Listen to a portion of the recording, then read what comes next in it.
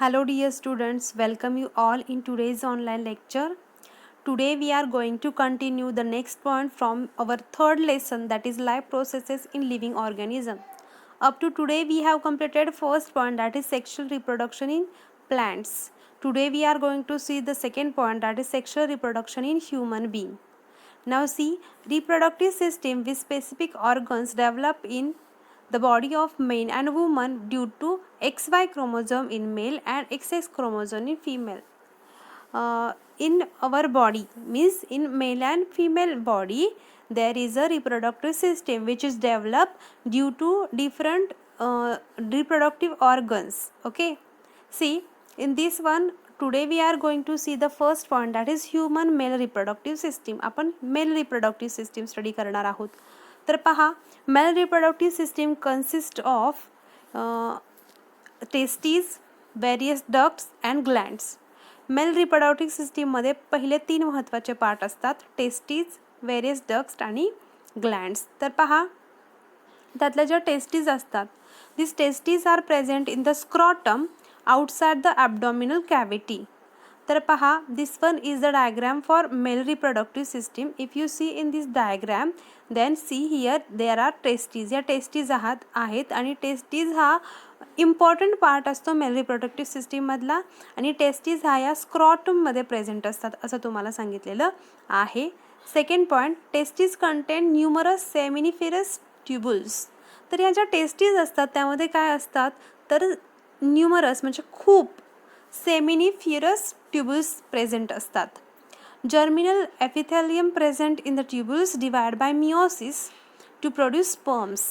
मग या टेस्टीजचं ॲक्च्युली काम काय असतं, तर या टेस्टीजमध्ये जर्मिनल एपिथेलियम ह्या ज्या टिश्यूज असतात या टिश्यूंचं डिवायडेशन होतं बाय मायटोसिस, आणि इथं काय प्रोड्यूस होतात, स्पर्म्स प्रोड्यूस होतात. Okay, those sperms are send forwarded through various tubules. म्हणजे या टेस्टीजमध्ये जे काही स्पर्म तयार झालेले आहेत ते स्पर्म्स वेगवेगळ्या ट्युबुल्समधून फॉरवर्ड केले जातात. Sequence of those tubules is as. मग आता हा ज्या ट्युबुल्स आहेत या ट्युबुल्समध्ये एक ठराविक सिक्वेन्स आहे. तो सिक्वेन्स कसा आहे, तर पहिल्यांदा असतात सेमिनिफिरस ट्युबुल्स, त्यानंतर रेटेड टेस्टीज, वास एफरन्स, एपिडिडायमिस, वास डेफरन्स, ejaculatory duct and genital duct. अशा प्रकारे याच्यामध्ये वेगवेगळ्या ट्युबुल्स असतात. म्हणजे तुम्ही ही जर डायग्रॅम पाहिली तर तुमच्या लक्षात येईल ही जर टेस्टीज असतात, ठीक आहे, आणि या टेस्टीजमध्ये वेगवेगळ्या ट्युबुल्स असतात. आणि मग या ट्युबुल्समध्ये स्पर्म तयार झाले की ते वेगवेगळ्या ट्युबुल्सनी, हे बघा इथं आहे इजॅक्युलेटरी डक्ट आहे, वास डेफरन्स आहे, सेमिनल व्हेसिकल आहे, अशा प्रकारे या ट्युबुल्समधून तो जो स्पर्म आहे ते पुढे पुढे फॉरवर्ड केले जातात. ठीक आहे. As the sperms are pushed forward from one duct to next, they become mature and able to fertilize the ovum. पहा, जे स्पर्म तयार झालेले असतात इथं टेस्टीजमध्ये, ते स्पर्म तयार झालेले ते फॉरवर्ड केले जातात अशा प्रकारे इकडून इकडं. हां, ओके. तर ते जे फॉरवर्ड केले जातात तेव्हा ते काय होतात, मॅच्युअर होतात आणि ते they are become able to fertilize the ovum. Different accessory glands, namely seminal vesicles, prostate gland and Cooper's gland produces different secretions. आता पहिला पॉईंट आपण जो पाहिला मेल रिप्रोडक्टिव्ह सिस्टीममधला तो टेस्टीजबद्दल इन्फॉर्मेशन आपण पाहिली. दुसरा पॉईंट होतात व्हेरियस डक्ट्स. तर ते जे डक्ट्स आहेत व्हेरियस ते सिक्रेट केले जातात. कोणकोणत्या ग्लँडमधून केले जातात, तर पहा, different accessory glands are present, namely seminal vesicle, prostate gland and Cowper's gland या प्रेझेंट असतात. तुम्हाला क्वेश्चन येतो एक्झामला की Cowper's gland are present in dash dash reproductive system. Female का मेल, तर मेल रिप्रोडक्टिव्ह सिस्टीममध्ये कूपर्स ग्लँड प्रेझेंट असतात which secrete different type of secretions. Now see next, seminal vesicle secretes their secretion in ejaculatory duct. आता ह्यातलं जे seminal व्हेसिकल आहे, पहा इथं तुम्हाला डायग्राममध्ये दिसते, हे जे सेमिनल व्हेसिकल आहे ही जी ग्लँड आहे ती त्याचे जे सिक्रेशन आहे ते ही जी इजॅक्युलेटरी डक्ट आहे या इजॅक्युलेटरी डक्टमध्ये ते तिचे सिक्रेशन सिक्रेट करत असते. त्यानंतर prostate gland and Cowper's gland secrete their secretion in urinogenital duct. आणि राहिलेल्या ज्या 2 डक्ट आहेत, ग्लँड आहेत, प्रोस्टेट ग्लँड आणि इथे पहा प्रोस्टेट ग्लँड आणि कूपर्स ग्लँड, या ज्या 2 ग्लँड आहेत त्यांचं जे सिक्रेशन आहे ती ही जी युरिनोजेनेटिकल डक्ट आहे या डक्टमध्ये त्यांचं सिक्रेशन करत असतात. Then semen is form of sperms and secretion of all above gland. मग शेवटी काय तयार होतं? सीमेन तयार होतं. तर हे जे सीमेन आहे विच इज फॉर्म, ते कशापासून तयार झालं आहे? तर sperms and secretion of all above glands. म्हणजे इथं बघा, पहिली गोष्ट टेस्टिसमध्ये फॉर्म झालेले स्पर्म जे आहेत ते इथं अशा प्रकारे इकडे येतात. ठीक आहे. याशिवाय ह्या ज्या आपल्या 3 ग्लँड आहेत, सेमिनल, व्हेसिकल, प्रोस्टॅटिक ग्लँड आणि कूपर्स ग्लँड, यांच्याद्वारे तयार झालेले सिक्रेशन्स जे असतात ते सिक्रेशनसुद्धा या स्पर्ममध्ये मिक्स होतात आणि हे स्पर्म आणि सिक्रेशन इथे येऊन त्याच्यापासून काय तयार होत असतं? तर सीमेन तयार होत असतं. Semen is ejaculated out through penis. आणि हे जे तयार झालेलं सीमेन आहे ते या पेनिस थ्रू, इथं बघा पेनिस आहे, या पेनिस थ्रू काय केलं जातं? बाहेर टाकलं जातं. अशा प्रकारे ही जी काय आहे ती काय आहे? मेल रिप्रोडक्टिव्ह सिस्टीम आहे. तुम्हाला एक्झामला explain male reproductive system with neat label diagram असे येतं, तर तुम्हाला ही डायग्राम पण काढायची असते. Next point is human female reproductive system. Just we have learn about human male reproductive system. Now let's see human female reproductive system. All organs of female reproductive system are in abdominal cavity. As you see that organs of male reproductive system are outside the abdominal cavity, while organs of female reproductive system are in the abdominal cavity. Next, it includes a pair of ovaries, a pair of oviducts, single uterus, a cervix and a vagina. काय काय असतं human female reproductive सिस्टीममध्ये? तर pair of ओव्हरीज म्हणजे ovary, 2 ओव्हरीज असतात, pair of ओव्हिडक्ट्स, 2 ओव्हिडक्ट्स असतात, single uterus, एक uterus असतं, एक सर्विक्स असतं आणि एक वजायना. पहा, Bartholin's glands is present for secretion. जसं आपण मेल रिप्रोडक्टिव्ह सिस्टीममध्ये पाहिलं वेगवेगळ्या ग्लँड्स होत्या सिक्रेशनसाठी, तसं फिमेल रिप्रोडक्टिव्ह सिस्टीममध्ये बार्थोलिन नावाची ग्लँड असते सिक्रेशनसाठी. Free end of oviduct is funnel-like and opening is present at the center of it. आता ओव्हिडक्टचा जो एंड आहे तो फनेल लाईक दिसतो and it is having a opening. Then oocyte that is egg. Oocyte egg एकाच ह्याला म्हणतात, oocyte म्हणजेच egg. Enters the oviduct through that small opening. पहा, जर फिमेल रिप्रोडक्टिव्ह सिस्टीम पाहिली तुम्ही तर हे बघा अशा प्रकारे फिमेल रिप्रोडक्टिव्ह सिस्टीम असते.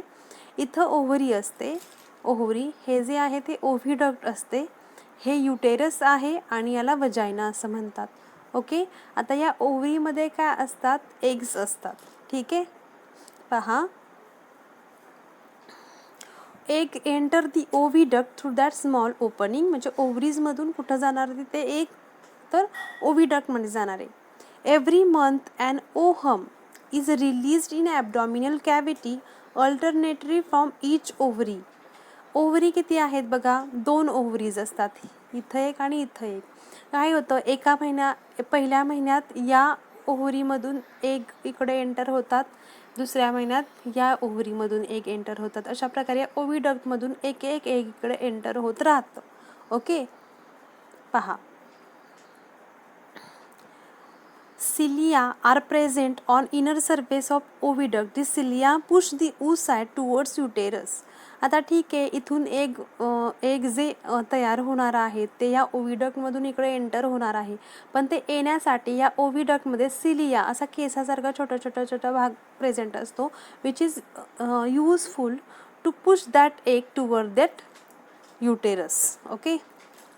Then an oocyte, that is egg, matures and is released from ovary every month from the beginning of maturity, that is puberty, up to the age of menopause. Now what is meant by puberty किंवा maturity? तुम्हाला माहिती आहे की puberty किंवा maturity कधी येते? जेव्हा लेडीजला किंवा जेव्हा मुलींना पिरियड्स येणं स्टार्ट होतं तेव्हा त्यांना मॅच्युरिटी येते असं म्हटलं जातं किंवा त्याला प्युबरिटी असं म्हटलं जातं. तर अशा वेळी या एजमध्ये काय होतं की जे उसाइट आहे किंवा एग आहे ते मॅच्युअर होतं आणि मग ते प्रत्येक महिन्याला रिलीज होतं ओव्हरीमध्ये. ओके. Up to menopause. आता हे मोनोपॉज म्हणजे काय असतं, जेव्हा पिरियड्स स्टॉप होतात त्या एजला मोनोपॉज असं म्हणतात किंवा त्याला मोनोपॉज असं म्हणतात. ठीक आहे. पहा, oocyte release during last few month nearing the age of menopause are 40 to 50 year old. मग हे जे मोनोपॉज आहे म्हणजे काय, तर जवळजवळ 40 ते 50 वर्षापर्यंत वर्षाच्या दरम्यान एजच्या मोनोपॉज येत असतो, म्हणजे तुमचे पिरियड्स येणं बंद होत असतं. Thus their ability of division has been diminished. Due to this they cannot complete meiosis properly. Okay, तर अशा प्रकारे ही ह्युमन रिप्रोडक्टिव्ह सिस्टीम आहे. तुम्हाला जर ह्युमन रिप्रोडक्टिव्ह सिस्टीम एक्सप्लेन करायला आली तर त्याच्यामध्ये बघा पार्ट कोणकोणते आहेत. पहिली गोष्ट इथं ओव्हरीज दाखवायच्या, त्याच्यानंतर ओव्हिडक्ट, ओव्हरीज पेअरमध्ये आहेत, ओव्हिडक्ट पण पेअरमध्ये आहेत, युटेरस आहे आणि वजायना आहे. ठीक आहे. आणि मग याच्यामध्ये काय असतं, तर ओव्हरीमध्ये एग्ज असतात. ते एग्स या ओव्हिडक्टमधून पुश केले जातात. ते पुश करण्यासाठी ओव्हिडक्टमध्ये सिलिया प्रेझेंट असतात. प्रत्येक महिन्याला एक एग रिलीज होत असतं युटेरसमध्ये, एकदा या ओव्हरीमधून एकदा या ओव्हरीमधून, अशा प्रकारे ते रिलीज होत असतं. ठीक आहे. आता पुढे गॅमेट फॉर्मेशन. आपण मेल रिप्रोडक्टिव्ह सिस्टीम पाहिली, फिमेल रिप्रोडक्टिव्ह सिस्टीम पाहिली. आता ॲक्च्युली रिप्रोडक्शन होण्यासाठी गॅमेट फॉर्मेशन होणं गरजेचं असतं. ना what is mean by gamete formation? See both gametes. आता गॅमेट म्हणजे काय, तर मेलमध्ये जे गॅमेट आहे त्याला स्पर्म म्हणतात आणि फिमेलमध्ये जे गॅमेट आहे त्याला ओव्हम म्हणतात. ओके. पहा, sperm and ovum are form by meiosis. मग स्पर्म आणि ओव्हम कसे फॉर्म होतात? आपण स्पर्म कुठं फॉर्म होतात ते पाहिलं. स्पर्म कुठं फॉर्म होतात? टेस्टिसमध्ये फॉर्म होतात. पण ते कसे फॉर्म होतात? तर मिओसिसने. आता मिओसिस म्हणजे काय तुम्ही शिकला आहात, सेल डिव्हिजनचा टाईप आहे मिओसिस. कुठं असतो मिओसिस? तर रिप्रोडक्टिव्ह सेलमध्ये असतो, होय की नाही. मग मिओसिसने काय होतं, स्पर्म फॉर्म होतात. तसंच ओव्हमसुद्धा फॉर्म होत असतं. Sperms are produce in testis of men from beginning of maturation till death. मग आता स्पर्म जे असतात ते सुद्धा मेनमध्ये तयार होत असतात आणि त्यांच्या म्हणजे आपलं कसं फिमेलमध्ये मोनोपॉज असतो, म्हणजे वयाच्या 40 ते 50 वर्षापर्यंतच एग्स फॉर्म होतात. पण मेलमध्ये त्यांच्या मरणापर्यंत त्यांच्यामध्ये स्पर्म फॉर्म होत असतात. In case of woman at the time of birth there are 2 or 4 million immature oocytes in the ovary of female fetus. वुमनच्या बाबतीत काय होतं, जेव्हा त्यांचा जन्म होतो तेव्हा तिथं 2 to 4 million इमॅच्युअर oocytes असतात present. Okay. Menopause is the stoppage of functioning of female reproductive system. जसं मी आता तुम्हाला सांगितलं तसं, जसं मेलमध्ये त्यांच्या मरणापर्यंत स्पर्म्स तयार होऊ शकतात तसं फिमेलमध्ये नसतं. फिमेलमध्ये त्यांचा मेनोपॉज येईपर्यंत म्हणजे वयाच्या 40 ते 50 वर्षापर्यंतच एक फॉर्मेशन होऊ शकतं, म्हणजेच त्यांचे पिरियड्स येणं बंद होईपर्यंत, स्टॉप होईपर्यंत. ठीक आहे. At the age of about 40 to 50 years, secretion of hormones controlling the function of female reproductive system either stop or become irregular. This causes the menopause. Actually menopause का येतो, तर वयाच्या 40 ते 50 वर्षापर्यंत आपले जे हार्मोन्स असतात वेगवेगळे शरीरामध्ये, जे वेगवेगळे सिक्रिशन करत असतात, तर त्यांचं फंक्शन स्टॉप होऊन जातं किंवा ते इरेग्युलर होऊन जातं आणि त्याच्यामुळं मेनोपॉज येत असतो. ठीक आहे.